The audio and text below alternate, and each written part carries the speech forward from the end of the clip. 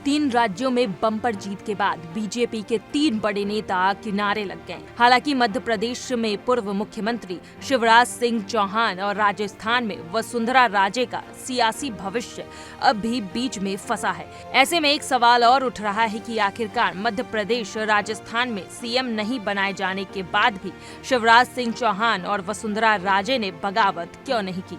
आपको बता दें कि बीजेपी में जितने भी कद्दावर नेता बागी हुए, बगावत के बाद या तो उन्हें फिर से बीजेपी की ही शरण में आना पड़ा या फिर राजनीति में वो ऐसे मुकाम पर पहुंच गए जहां से उन्हें सियासत से संन्यास लेना पड़ा। बीजेपी में बगावती नेताओं का सफर कैसा रहा?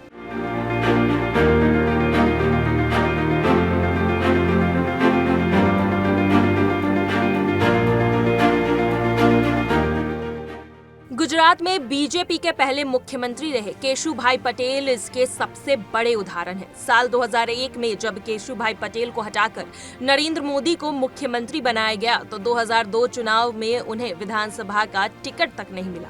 हालांकि राज्यसभा के जरिए वो केंद्र की राजनीति में गए, लेकिन 2007 में उन्होंने पार्टी से बगावत कर दी और विधानसभा चुनाव में अपने समर्थकों से कांग्रेस को वोट देने की अपील की। उन्होंने तब बीजेपी की अपनी सदस्यता भी रिन्यू नहीं कराई और साल 2012 में बीजेपी छोड़कर नई पार्टी गुजरात परिवर्तन पार्टी बनाई।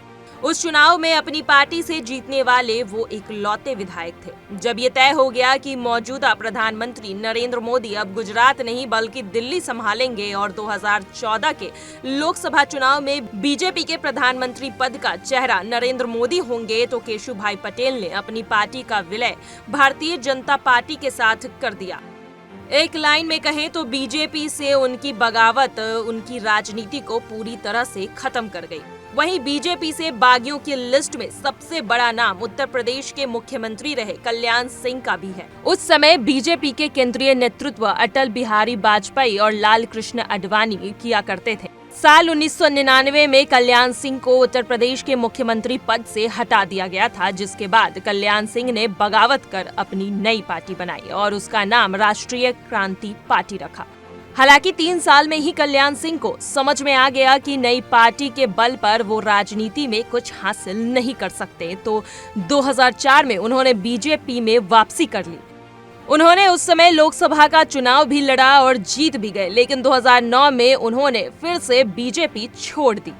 उन्होंने खुद समाजवादी पार्टी का समर्थन किया। कल्याण सिंह के बेटे राजवीर तो सपा में शामिल भी हो गए और 2009 में एटा से सपा के समर्थन से निर्दलीय सांसद बने। इसके बाद मुलायम सिंह यादव से उनकी अनबन हुई तो अपनी नई पार्टी बनाने का ऐलान किया, जिसका नाम जन क्रांति पार्टी रखा। लेकिन 2014 में फिर से बीजेपी में शामिल हो गए। मध्य प्रदेश की मुख्यमंत्री रही उमा भारती की बगावत की कहानी भी कुछ ऐसी ही है। 2003 में मध्य प्रदेश में बीजेपी को सत्ता दिलाने वाली उमा भारती मुख्यमंत्री तो बनी, लेकिन 1 साल के अंदर ही उनके ऊपर गिरफ्तारी की तलवार लटक गई। 10 पुराने एक मामले में जब उनकी गिरफ्तारी तय हो गई तो अगस्त 2004 में उन्हें अपने पद से इस्तीफा देना पड़ा। कुछ ही दिनों बाद बीजेपी दफ्तर में लाल कृष्ण आडवाणी से झगड़ा होने के बाद उमा भारती को पार्टी से निकाल दिया गया। हालांकि संघ के हस्तक्षेप से उमा भारती का निलंबन रद्द कर दिया गया, लेकिन वह बीजेपी के शीर्ष नेताओं के खिलाफ बागी तेवर अपनाए रहीं। उनकी एक ही मांग थी कि मध्य प्रदेश में शिवराज सिंह चौहान को हटाकर उमा भारती को फिर से मुख्यमंत्री बनाया जाए। केंद्रीय नेतृत्व इसके लिए राजी नहीं था। नतीजा यह निकला कि उमा भारती को फिर से पार्टी से निकाल दिया गया। इसके बाद उन्होंने भारतीय जनशक्ति पार्टी बनाई, नई पार्टी बनाई और दावा किया कि उनकी पार्टी संघ की विचारधारा पर चलेगी और संघ प्रमुख मोहन भागवत उनकी पार्टी को समर्थन देंगे। लेकिन इस पार्टी की बदौलत उमा भारती को कुछ भी हासिल नहीं हुआ।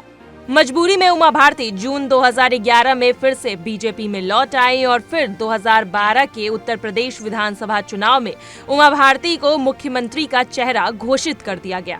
2014 में उमा भारती सांसद बनी और फिर मोदी सरकार में मंत्री भी बन गई। वो अब भी बीजेपी में ही है, क्योंकि उन्हें पता है कि बगावत से उन्हें कुछ भी हासिल नहीं होगा। वहीं दूसरी तरफ झारखंड के मुख्यमंत्री रहे बाबूलाल मरांडी भी पार्टी से बगावत कर चुके हैं। वो झारखंड के पहले मुख्यमंत्री रहे हैं। मुख्यमंत्री पद से हटने के बाद 2004 में सांसद बनने के बाद भी उन्होंने बीजेपी के खिलाफ बागी तेवर अपनाए रखा और साल 2006 में बीजेपी से अलग होकर उन्होंने झारखंड विकास मोर्चा के नाम से नई पार्टी बनाई।